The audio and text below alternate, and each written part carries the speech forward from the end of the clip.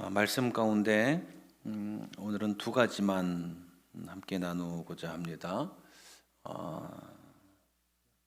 첫 번째 나누고자 하는 것은 말씀이 우리 안에서 어떻게 작용하고 우리는 어떻게 은혜를 받는가, 그 주체가 되는 것이 누구인가에 대한 부분입니다.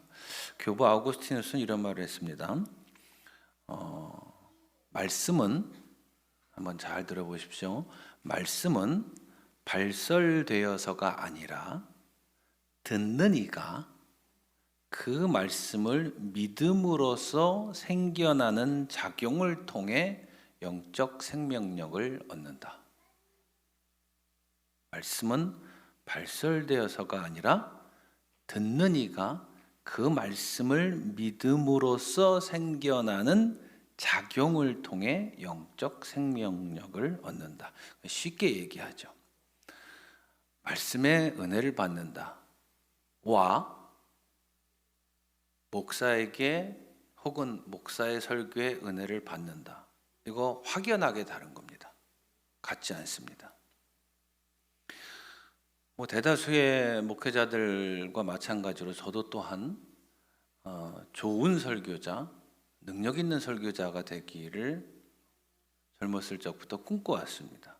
어느 목회자가 그렇지 않겠습니까? 그래서 그 말씀의 은혜를 끼치는 사람이 되어야 한다고 생각을 했고, 그렇게 노력을 하고 그렇게 여러 가지를 배우고 익히고 그렇게 살아왔습니다. 그런데 성경을 연구하면 할수록, 알면 할수록, 묵상하면 할수록 그 생각이 틀렸다는 것에 수긍할 수밖에 없었습니다. 좋은 설교자, 능력 있는 설교자는 강연자가 아닙니다. 화려한 언변과 제스처와 청중들을 흡입하는 어떤 카리스마적인 행동을 통해서 연설하고 그 청중들의 동의를 얻어내는 강연자가 아닙니다. 설교자, 좋은 설교자, 능력 있는 설교자는 누구냐면 하나님의 말씀을 있는 그대로 전달하려고 애쓰는 사람, 청중들의 감정이나 청중들의 요구나 청중들의 필요에 반응하지 않는 사람, 오로지 하나님의 요구에 반응하여 전달하는 사람이 좋은 설교자라고 하는 것입니다. 그래서 어찌 보면 저의 설교도 점점 강해 설교로 변화가 됩니다. 자주 제가 듣는 이야기, 오랜 시간 동안 목사님 설교는 왜 제목이 없어요? 이런 지적을 듣습니다. 그럼에도 불구하고 제목 거의 붙이지 않죠. 왜 그러냐면 제목이라고 하는 것은 거의 대부분 주제 설교를 할 때 제목을 붙이기가 쉽습니다. 주제 설교의 가장 큰 위험성은 무엇이냐면 어떤 주제를 설정을 해놓으면 설교자의 의도에 따라서 성경 본문을 끌어다가 사용할 때가 있습니다.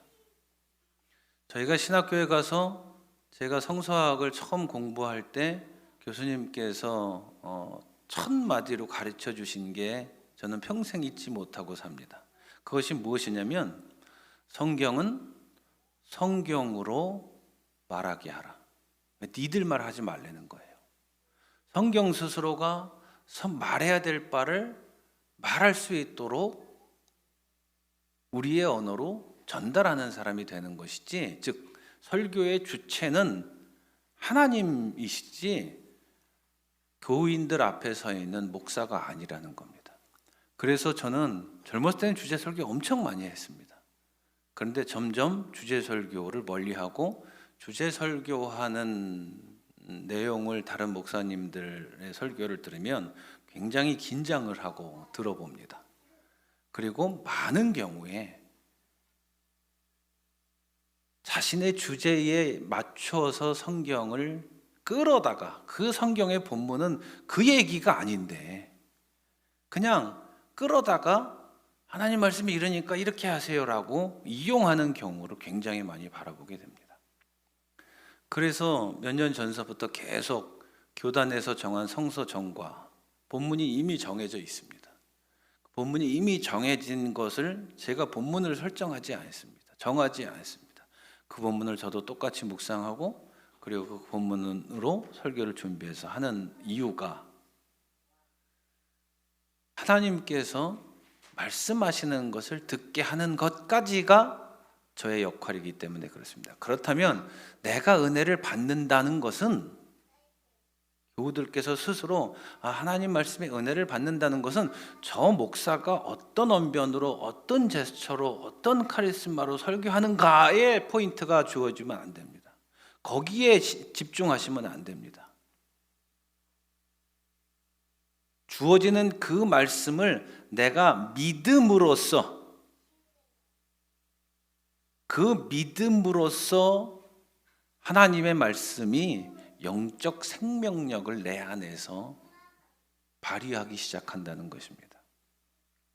말씀대로 못 산다? 역으로 이야기하면은 말씀대로 살아가지 못한다라고 하는 것은 역으로 이야기하면 그 말씀이 내 안에서 영적 생명력이 없다는 것이고 영적 생명력이 없다는 것은 듣기는 듣되 믿음으로 그 말씀에 대해서 수용하지 않고 있다는 뜻입니다. 그러니 목사의 설교가 별로야. 이 표현 별로 그렇게 적합한 표현은 아닙니다. 그 내용을 들여다봐야 됩니다. 과연 저 말씀이 말하는 바를 충실히 전하고 있는지에 대해서 생각을 하고 고민을 하고 질문을 하고 그리고 답을 얻어야 한다는 것입니다. 두 번째로 함께 나눌 것은 무엇이냐면 내 안에 있다. 이거 참 하면 할수록 가장 어려운 표현이 이 표현인데 가장 쉬운 답을 내놓으면 내가 그리스도 안에 있다라고 하는 것은 내가 말씀 안에 있다라는 것입니다. 말씀 안에 있다는 건 또 뭔가라고 질문을 해보면 계명을 지키면서 산다는 것입니다. 그러면 그 계명은 율법 조항, 대한민국 헌법, 어떤 실정법 이런 것처럼 사람들이 만들어 놓은 그런 법 체계를 의미하는가? 그렇지 않습니다. 아니면 윤리 체계를 의미하는가? 그렇지 않습니다. 계명을 지킨다는 것은 오늘 본문에 나와 있는 것처럼 하나님의 그 광대한 사랑이라는 이 표현은 굉장히 많은 의미들을 다 포괄하고 있는 것입니다. 그 사랑 안에서 살아간다라고 하는 것입니다. 그럼 이 사랑 안에서 살아간다는 것을 어떻게 설명할 수 있을까? 지난주부터 사실은 이 말씀을 묵상을 하고 이제 이번 주간에도 계속 묵상을 했는데 이런 모습 아닐까라는 이야기를 들었습니다. 지난주 일요일 저녁에 들었습니다. 우리 교회가 후원하는 아산에 있는 교회 이름이 뭐죠? 네, 은혜교회. 우리 유한이도 후원하죠, 그죠? 유한이도 후원하고. 저 개인적으로 참 잘했다, 참 잘 도와주고 있다, 더 도와주고 싶다 그런 마음이 드는 사건에 대해서 들었습니다. 그 교회 이제 할머니 할아버지들 전도도 되고 그래서 갔는데 몇 명 없었는데 이젠 그래도 10명이 뭐예요? 아버님 어머님까지 해서 아버님 어머니 빼면 목사님 아버님 어머니 빼면 8명이에요. 8명이 이제 나오고 있는데 이제 얼마 전에 몇 달 전에 이제 젊은 사람이 한 명 생겼어요. 탈북민이 교회 이제 그 공장지대가 그쪽에 있었는데 그 공장에 다니다가 교회가 있으니까 이 교회를 다니기 시작한 거예요. 외롭고 허전하고 그러니까. 그래가지고 이제 젊은 사람이 드디어 나타났습니다. 젊은 사람 59, 제일 젊어요. 네, 그 원로 장로님이 계신데 원로 장로님께서 올해가 97세시랍니다. 근데 작년까지만 해도 정정하셔가지고 교회 주변에 잡초도 다 뽑고 조그맣게 목사님 드시라고 체전도 본인이 직접 하고, 그리고 토요일이면 96세, 작년이죠. 96세인데 나와서 교회 청소도 하고 그러셨대요. 근데 올해 들어서 그렇게 기력이 갑자기 안 좋아지시더래요. 그래서 잡초를 뽑는다고 풀을 뽑는다고 이렇게 앉아 있다가 앞으로 이렇게 쑥 넘어가시더래요. 그래서 목사님이 장로님 이제 그만하시라고, 아무것도 하지 마시라고, 이러다가 쓰러지면 어떡하냐고, 이제 못하게 했대요. 아무것도 우리 안 먹어도 되고 내가 할 테니까 하지 말라고. 그리고 이제 아무것도 올해는 안 시켰대요. 이제 한 3개월에 한 번 대표 기도를 주일 예배 때 이제 시키는데, 대표 기도를 하러 이제 나오시는데 시간이 한참 걸린대요. 하세월이래요. 수분이 걸린대요. 너무 기력이 없어서 저건저건 걸어서 앞으로 나오시는 거예요. 그래도 예배당은 커요. 제가 한번 가봤거든요. 옛날에는 그래도 큰 교회였어요. 한 80명 모이는 교회였어요. 시골인데. 근데 이제 다 빠져나가고 이사가고 뭐 어르신들 돌아가시고, 그러니까 이제 그렇게 교인이 없어진 거예요. 그러니까 뭐 교회는 큰데 저기서 나오시는데 한참을 걸려서 나오시는데 앞으로 걸어 나오시다가 그만 똥을 쌌대요. 그래가지고 목사님이 이제 똥을 싸셔가지고 똥 냄새가 교회 안에 가득하니까 똥 냄새가 스물스물 나기 시작하더니 가득해서 목사님이 똥 싸셨구나. 그러고는 가가지고 장로님 모시고 화장실 가서 바지를 벗기려고 그러는데 안 벗겨지더래요. 장로님 잠깐 계셔. 그러고는 사무실에 가가지고 가위를 갖고 와가지고 혁대를 풀고는 밑에서부터 바지를 잘랐대요. 바지를 잘랐는데 그 안에 또 내복을 입으셨대요. 내복을 또 잘랐대요. 내복을 잘랐더니 기저귀를 차고 오셨대요. 근데 똥을 너무 많이 싸셔가지고 기저귀 밑으로 다 해서 다리에 다 묻으신 거예요. 그래서 기저귀를 다 벗겨내고 뒤쪽에서 그거를 물티슈로 처음엔 닦다가 안 되겠어서 나가서 수건에 물을 묻혀가지고 그걸 다 닦아드렸대요.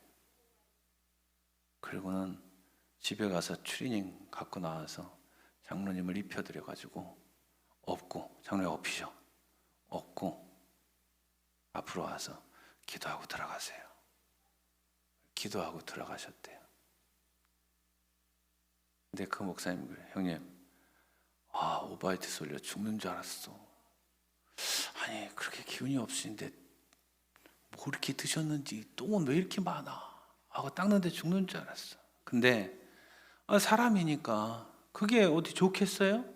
제가 그 얘기를 듣다가 무엇을 봤냐면 두 가지를 봤습니다. 하나는 그렇게 똥냄새가 나는데도 미동조차 하지 않았던 교우들, 그리고 그 모든 과정이 끝나기까지 기다렸던 교우들. 똥냄새 나, 창문 열고 그러지도 않더래요. 가만히 있더래요. 다들 연로하신 분들이 많으니까 그럴 수 있다고 예상하셔서 그런지 모르겠어요. 근데 가만히 있더래요. 그리고 제가 더 이 후배 목사를 후원하기 잘했다라고 생각이 드는 게 뭐냐면, 예배의 이 순서에 집중하고 이 순서가 어그러지는데 짜증을 내는 사람이 아니라 이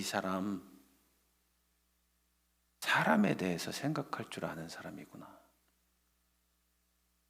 그 당혹스러운 순간에 앞에 강단에 있다가 중간에 오다가 똥 쌌는데 그거 내려가서 모시고 가서 그거 똥을 다 닦아드리고, 그게 한 15분 걸렸대요. 예배가 중단된 거잖아요. 다 해드리고 다시 모시고 와서 장로님 기도하세요. 마치 아무 일 없었다는 듯이.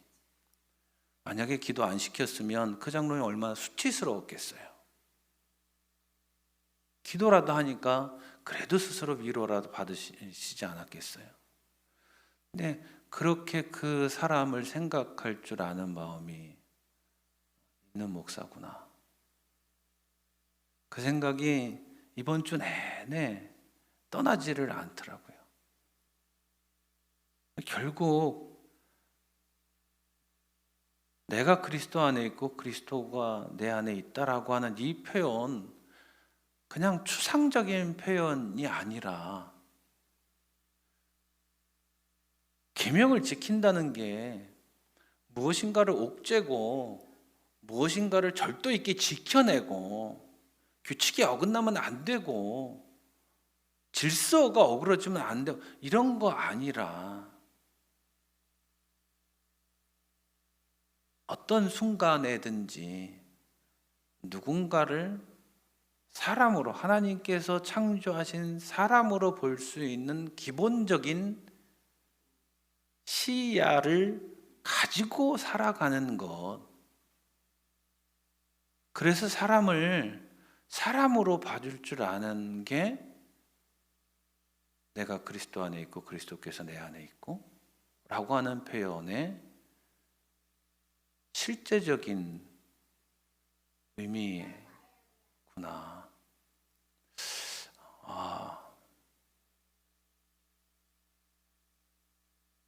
참 훌륭한 목사님이라는 생각이 들었어요.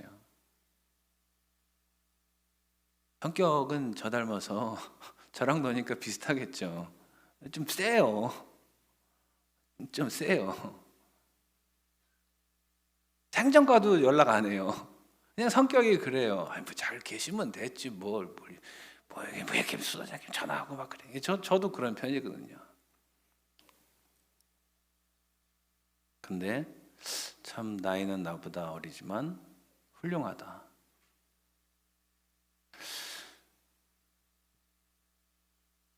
그리스도 안에 살아간다는 게 젊었을 때는 참 추상적이고 철학적이었습니다.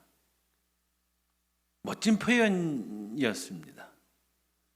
그리고 어떤 구호나 표어처럼 그냥 그렇게 관념으로 떠 있는 표현이었습니다. 그런데